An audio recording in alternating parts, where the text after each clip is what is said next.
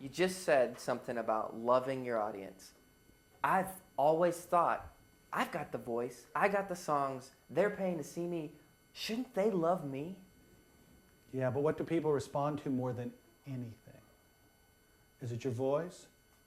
No. It's you. People go, see, again, misnomer. People think they're coming to hear music. People think they're coming to, hear a voice. People think they come to, for a million reasons.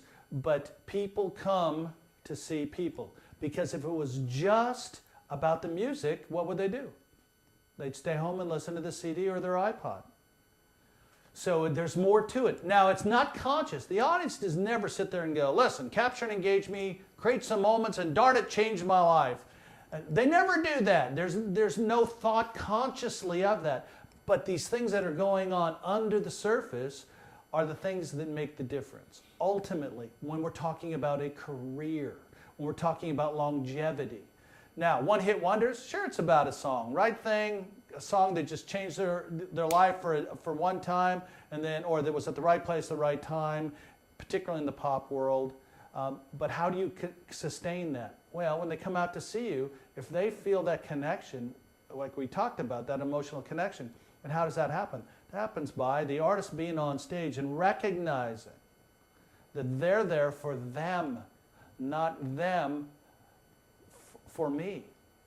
We've all seen artists on stage that are arrogant and egotistical, and we don't like it. In fact, they slip up or something, and there's a little bit inside us that's like, yeah, sure, because they got that little overconfident, arrogant spirit. But we all love seeing somebody who's humble, yet, and here's the paradox, totally in charge. I mean, look at Springsteen.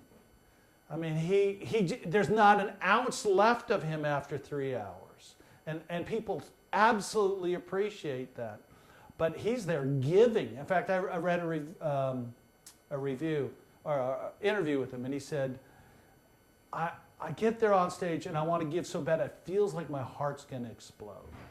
So the idea is, in loving your audience recognizes what you're giving to them. They don't recognize it consciously, but they sense it. And that's what draws them into a relationship with you. It's not just about the songs. It's not just about the voice. It's about loving them, reaching out to them. And the way to love them is, I'll just say this, I said this earlier. If you're thinking on stage, you're not loving your audience because you're preoccupied with yourself. And when you're preoccupied with yourself, you're not loving. You're loving yourself, but you're not loving your audience.